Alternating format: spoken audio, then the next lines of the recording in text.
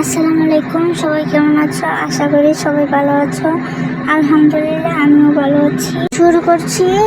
যদি চাও তবে ফিরে আসবো, লেখিকা কিমোয়ান পাঠিকা মারিয়া। সাথে সাথে লোকটা তোর সাথে লাগতে হলো। বাদ হাফ মেন্টাল মানুষ এভাবেই কথা বলে। তুই শেষমেশ লোকটাকে মেন্টাল রোগী বানিয়ে দিলি।